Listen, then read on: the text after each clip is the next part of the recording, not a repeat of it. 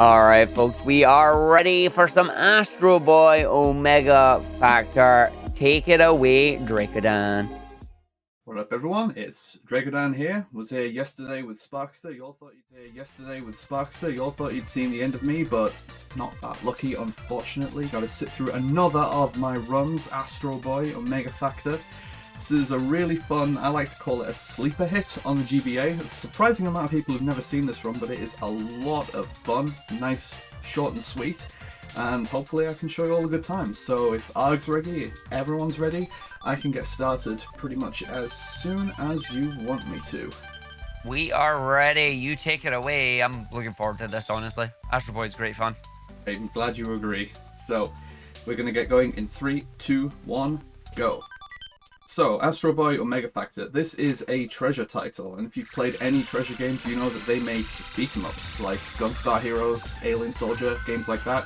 This is very much in the same vein. This is a beat-em-up title where you're going to be seeing a lot of this, punching through waves of enemies and just progressing to different waves and clearing them as fast as possible to progress. The overarching rule for progression in this game is that the next wave only starts when the previous wave is completely off-screen, which includes enemy corpses. And their trajectories, as they bounce around after they die, are slightly random, so there is a little bit of uncontrollable variance in that regard for when they leave the screen, and also as they enter the screen. All these enemy waves, as they come on, some of them are random in the ways they enter the screen, like those flying enemies there. So there's quite a bit of improvisation that comes in doing this run with just handling waves as they come along. Some are fairly scripted, such as this traffic enemy. However, the cars, these are random, whether they go high or low. It's just a 50-50 whether that one goes high or low, and unfortunately, you just automatically lose a bit of time if it goes low like that. There's not really much you can do to avoid it.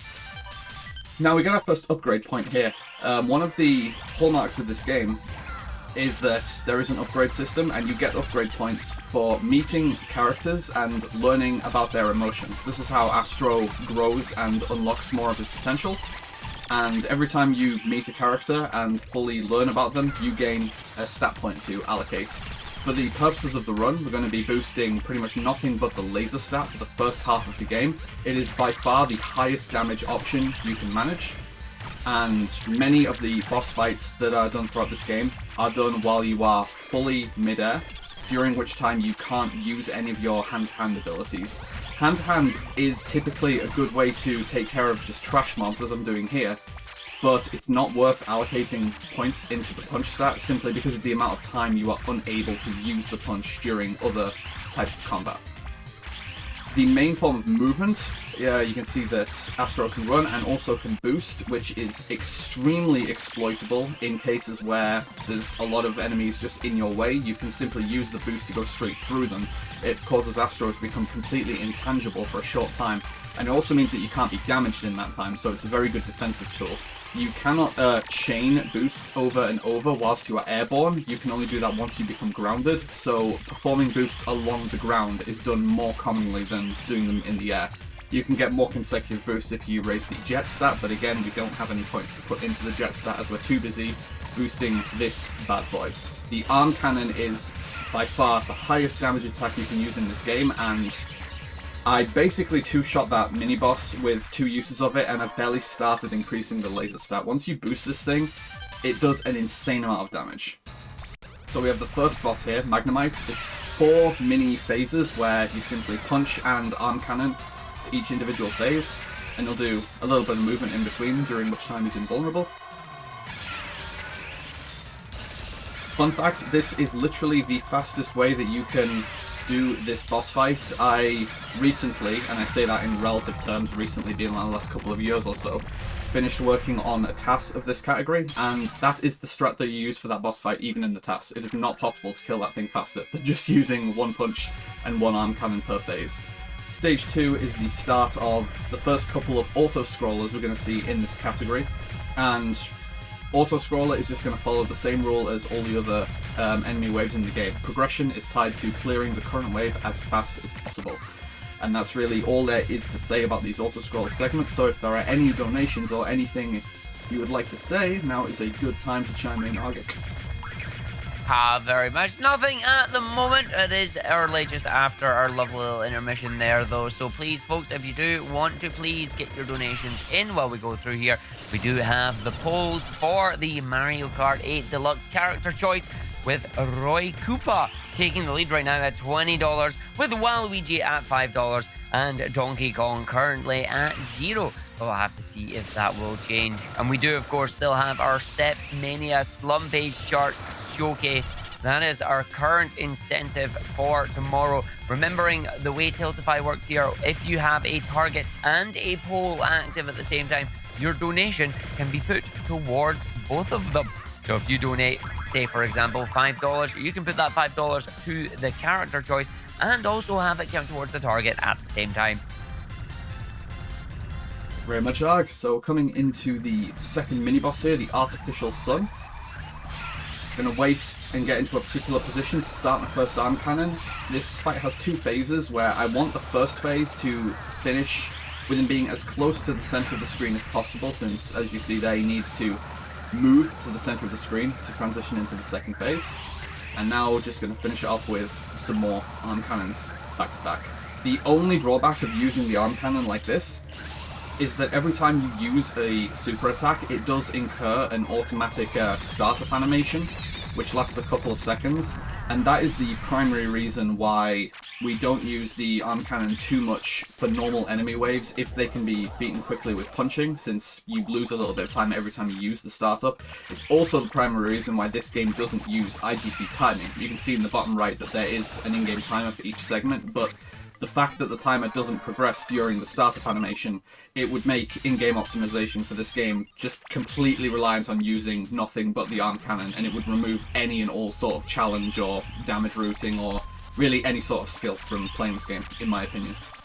So we have a dark room here. There's a couple of rooms in the game where you don't have full vision, and that is because we don't have any points in the sensor stat. Again, it's superfluous to actually doing the run, so we don't boost the stat. And this room is always the same, and there's no actual obstacles, so as long as you know how to progress, there's no problem with the room being dark. Coming now into a room with a few big robots. It's going to be one punch, basically one damage source and an arm cannon to kill these things. Really exploiting the intangibility from the booster there to be able to go through all those enemies, and taking damage on those enemies does give you quite a significant recoil, which can't be mitigated, so again, putting the boost to great use there for defensive utility. Now, I'm going to play safe here and use a shot to make sure that I don't miss an optional upgrade point in the background here from a hidden character. I really need this upgrade point to boost the laser further for the upcoming boss for this stage. Please. So you can see there's two types of enemies that are being fought on the screen. There's the bats and the bees. Oh, please get up here. Okay, good. That guy can choose to just fly underneath and not come up, and it's a big nuisance. You need to destroy a certain number of bees on the screen before the bats will stop spawning, so I was kind of going out of my way to leave the bat alone there until I'd killed enough of the bees to progress. So coming into the stage 2 boss here, Poop. This is a fight where gonna always start by transforming into 4 different animal forms, starting with the lion. So, okay, going to the fish now. If I get full uptime on the arm cannon, I'm able to force a transformation just with arm cannon and nothing else. Once he goes through all 4 of these forms, he's now going to randomly choose a different form to go to. The only one I don't want to see is the lion here. This is the worst one for Pooh to go back to because it always has a slight period of invincibility when the phase starts. So we can choose one more random form, I just don't want to see a lion here. Bottom tier RNG, very good. So, thankfully it's not a huge amount of time, but this is the type of game where it's not too glitch heavy and there's not much in the way of exploits. It's really not glitch heavy at all. So it's just pure optimization and movement, so any like slight time losses from RNG like that, they do add up simply because there aren't huge chunks of time save available throughout the run. Now if you notice that I upgraded the shot there, that was not a menuing mistake. You do actually put this point into shot because there's a couple of waves in this stage where being able to have a slightly more powerful shot as a screen-wide attack simply clears out enemy waves like that instantly. And shot is going to be the secondary stat that is boosted in the second half of the run, so it gets a little bit of a head start in boosting it here. We don't strictly need a lot of laser stat at this immediate point in the run, since there's a lot of just hand-to-hand waves like this, so we can get by with just the basic punch stat.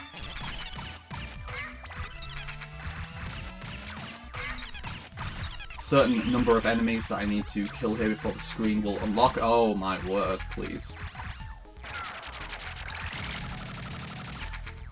I can't believe I didn't get the kill with the EX dash there. I still have my boost though, hopefully this is enough. Yeah, there we go. So, I use the third super attack that Astro has there, the EX dash. That's not commonly used. It doesn't have a place in the run routing itself, but it is an extra utility tool if you desperately need an extra jump, such as in this low gravity section, which is performed by using A and B on the same frame. But otherwise it really doesn't have any utility in the run, particularly because it tends to cause a lot of lag whenever it's performed. But for some of these waves it's faster to use non-cannon, for others it's faster to just use the finger laser or basic punches. I wasn't entirely sure which was faster for each wave until I finished working on the pass. And I found that in some cases the quote-unquote faster variant is only faster by a margin of frames, if that. But, you know, it's there, so why not do it? So one purple enemy is going to spawn here. It's going to fall with one full arm cannon. One more carefully placed one to get every enemy on screen here. I'm just going to boost downwards immediately here to counteract the low grav. This goblin mech should be down with 3 rounds of punch plus arm cannon. I missed a punch there, but I can just go behind him. Boom. There we go. So this is the second room where we don't have vision, but again, I know exactly where to go. And I'm going to pick up an optional upgrade point in this room, which looks a little strange to go for because this is fairly far out of the way. But I discovered while routing 100% for this game that we're about to come up to a couple of enemy waves in this room here. Once I get through this plasma section, screen is going to lock once I go through here. Is this enemy ever going to come along? Please. So when you're fighting these enemies, for a long time I thought that there was just a lot of time loss in the screen which was impossible to mitigate because this section lagged like crazy. And once I took that upgrade point that I just got for 100%, the lag in this section stopped occurring. And that is, I've tested this a lot and I'm confident that is actually what controls whether you get lag in that section. I don't know why the game operates like that, but if you take that upgrade point, you don't get any lag in that screen. And that section takes half the time to complete. So even though that upgrade point is a little out of the way and takes a little bit of time to get, it saves the time back just from the lag reduction, on top of giving you an extra upgrade point to play with. It's a really strange little bit of routing that it's kind of weird that it really fits in the run as elegantly as it does. Now, a nice little fade that I did there to progress the wave slightly faster. As I mentioned at the start of the run, the screen unlocks and the next wave comes along when the previous wave has left the screen. You can help this along by scrolling the camera to get stuff off the screen sooner, which is what I did with that little wave there. I'm going to be coming into the stage 3 boss here, Atlas, and like most of the other boss fights, it's going to go down very quickly to some arm cannon goodness, because it's getting boosted quite a considerable amount by this point. It's nearly maxed, in fact. For the second phase of the fight, I'm going to go to his right and start pushing him towards the left before starting to damage him, because he's always going to boost to the right, then come back to the left, and I want him to finish where the fight began, because in the cutscene, he then returns to when he starts, before the cutscene actually progresses. And that's generally the easiest way to get him into that starting position. Stage 4 takes us to the Antarctica. You go through a lot of scenarios and visit a lot of places in this run, including, you know, the moon, Antarctica, prehistoric civilization, post-apocalyptic future. Like, it's a little confusing to keep track of, and the storyline of this game is really something. I think if I were ever actually to do a 100% run of this game for a marathon, it would be more a case of explaining what's going on in the storyline than actually following what's going on in the game, because there's honestly more going on plot-wise than there is gameplay-wise across the 100% run. It's kind of bonkers. So we get another little auto-scroller section here where I just need to collapse these platforms as quickly as possible. If they are on the bottom of the screen, that is preferable, as they're going to exit the screen sooner, but they're random, so I don't have control over that. So all I can do is really just try and get them as efficiently as possible. And this is going to be followed by another pretty lengthy auto-scroller sequence, so again, Arg, if you have anything to offer, I'd love to hear it. Just want to let you all know that we are raising money for Take This. They are a charity that is focusing on mental health in the gaming industry. They were originally founded in 2012, and they were the first mental health organization of their kind. Their mission to decrease the stigma and increase the support of mental health in the game enthusiast community and inside the gaming industry. Any donations that you can put towards here are greatly appreciated and will go a long way for helping the cause. Thank you very much, Arg. So we've got a little wave here where if I can get the right positioning, kind of, yeah, that kind of counts. It's a little tricky to get that circular wave as it's going around without losing any uptime, because they're not always vulnerable. They do have some periods of invulnerability there, and it's a little tricky to deal with that and catch them as they're going around without resorting to using a screen-wide attack like the shot, which, as previously mentioned, it does incur a short startup time penalty whenever you use it. Next wave is, yep, advancing, so assume the position. Hopefully it's the correct position. Am I going to get hit? Am I going to get hit? Okay, looking good. Round 2, am I going to get hit? Ah, I judged it correctly.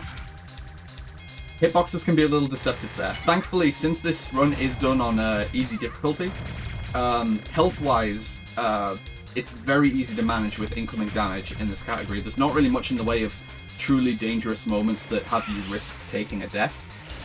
And even if you do, the game is pretty generous with the checkpoints given so that you never actually lose a lot of progress. If you play this game on hard difficulty, this is one of the games that really earns the hard difficulty rating. Hard mode is very hard, and I was saying like during the pre-run setup that if I were to do this run on hard difficulty, the estimate would be at least twice as long as it currently is, because I am not very good at executing hard. And last time I tried playing through the full game on hard difficulty, it took me, I want to say in the region of 3 hours. Like, it's very difficult, because you just take a lot of damage from all sources, enemies are extremely threatening, and you just feel a lot weaker. The main difference as well between the difficulties is that you do not have full, unfettered access to the super attacks that I'm exploiting throughout this. You can see in the top center of the screen how many super attacks I have remaining, and you can see I've got a very generous supply, as well as having it being refueled by dealing damage to enemies. In normal difficulty, you can only store 5 at once, and on hard difficulty, you can only store 3 at once. And additionally, on hard mode, you do not gain any super gauge whilst you are using a super attack, so you can't regain them and recycle them effectively. You have to purely build them up by doing hand-to-hand combat, and since the shot can be used for defensive utility and you care very much about not dying in hard mode, you end up using a surprise amount of panic supers as machine gun shots to just stay alive, which of course massively decreases your damage output because you're not using the arm cannon. And then your damage output is decreased even further by the fact that because you are concerned about surviving and doing a lot of hand-to-hand, you are putting a lot more stat points into life and punch and other stats, possibly even jets for just more mobility and survivability, so you're just doing less damage to begin with. Like, it's a lot harder to get through fights on hard difficulty. We got another auto-scroller here, just a couple of fixed waves. There's also a couple of waves in this auto-scroller which, kind of strangely, the speed at which you kill them doesn't actually affect the progression of the game. So when one particular wave comes up, I'm actually just not going to actively fight them, simply because I think the most I can do, it's this wave here, I'm potentially just going to cause lag. And the more lag frames occur, the longer this section is going to take, so it's actually slower to actively kill that wave. So we carry on now. Okay, started this wave a little sooner from killing the previous enemies.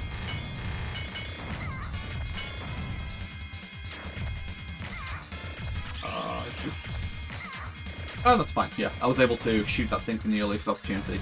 Now these spike ball enemies, you are able to kill them by simply forcing them to detonate by being in close proximity to them. So, a little bit of movement to get within range of them as they're coming on screen gets them off a lot quicker than actually actively damaging them.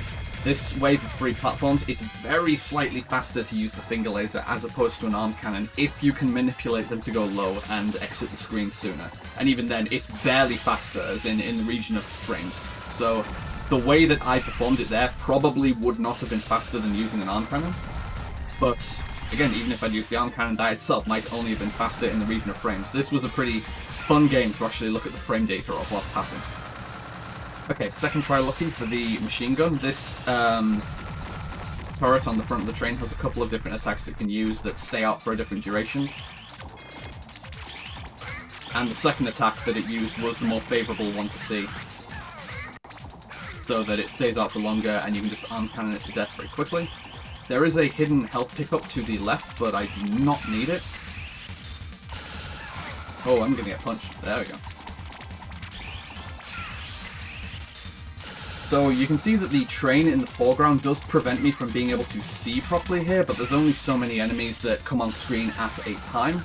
And by boosting to the side of the screen and exploiting the intangibility that the boost gives you, if an enemy is occupying the side of the screen, you can pretty much boost past them, and then once you become solid again, both Astro and an enemy can't occupy the same space at the same time, so it forces the enemy inwards, and then you can just turn around and do a screen-wide attack, and you can easily hit everything on the screen. It's a very exploitable trick.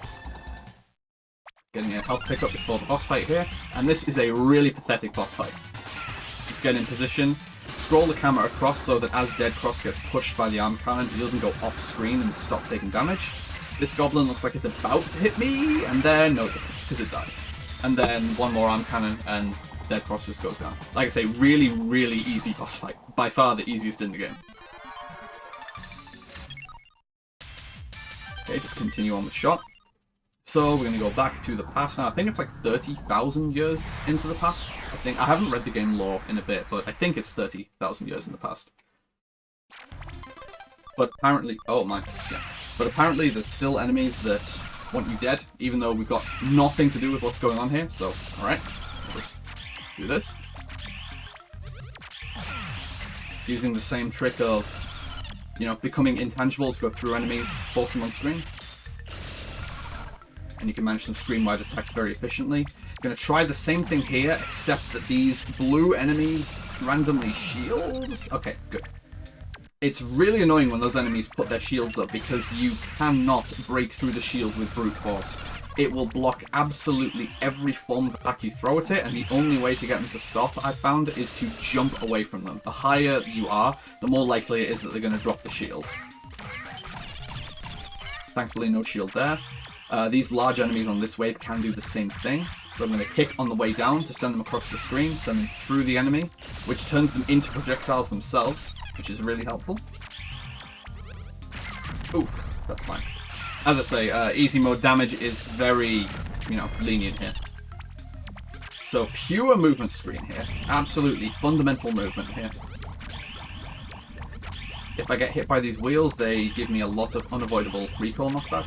But that screen is totally okay. One more wheel here, just go straight through it. Now Sharaku. This boss used to be a real run ender for if you're trying to optimize the run. There's a couple of different special attacks you can use, which are color-coded. The green attack is horrible because he becomes completely invulnerable and it takes about 15 seconds for the attack to resolve, so you just have to sit there and eat time loss. There is nothing you can do about it. However, by starting the fight by going directly below him, it forces him to use his red attack instead, which summons that snake. And he cannot use more than one color-coded attack at once. So if you make him lead off the fight with using the red attack, it lasts the entire fight duration, and he doesn't get an opportunity to use the green attack. So that made runs, especially going for world record runs, far more consistent in this game. And now we're already on to the final stage. We get back to the present, or kind of the future, I think, and it is a very nasty future. It's all-out war between humans and robots.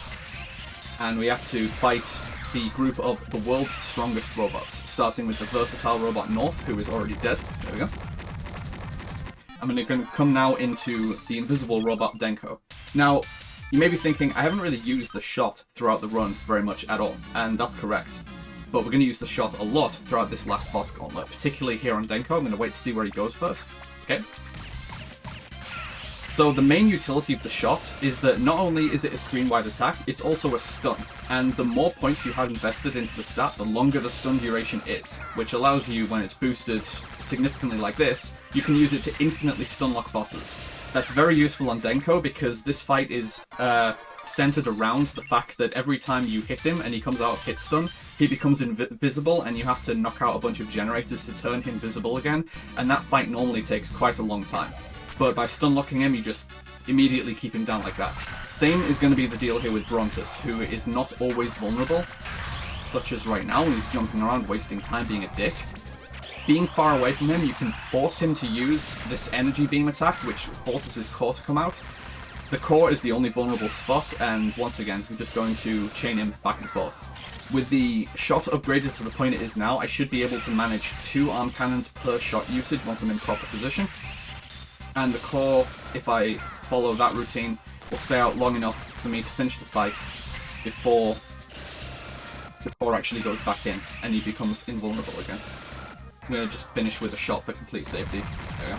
Very close to death, but you really don't want to risk him becoming invulnerable again and then randomly taking a long time to become vulnerable again. So shot is maxed out now. There's only 2 more fights. The aquatic robot Epsilon and the world's strongest robot Pluto. For Epsilon, I always start with shot to see which attack Epsilon is leading off with. Yeah, choosing to use laser attack, so I'm going to use 2 lasers, and then I'm going to continue to use shots to stun lock, because once this attack starts up, Epsilon becomes invulnerable for a short time, and then kills you extremely quickly. So it is prudent to make sure that the attack simply can't start. So now that both primary stats are maxed, simply going to put a point into the fastest stat, life, because we just want to finish as fast as possible. And final boss, Pluto. Same pattern of just stun locking. If I can avoid using the shot, I would like to, because it's obviously a little slower to do so and it doesn't do a lot of damage, but some of Pluto's attacks are very laggy, so I'm just going to have to work with what I get. Best case scenario is that he keeps this attack up, which is firing laser missile volleys, rather. These are the most favourable to see because I don't need to use the shot to mitigate it, and they cause next to no lag. Time is when Pluto's health reaches 0, which is going to be very shortly.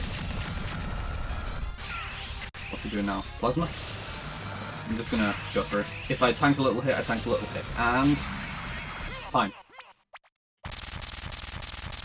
GG's.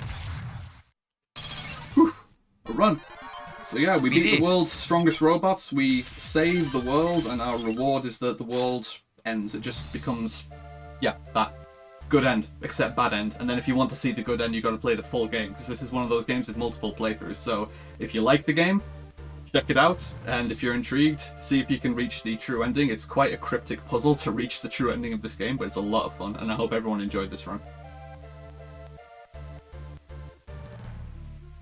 It was great. It was really good to watch.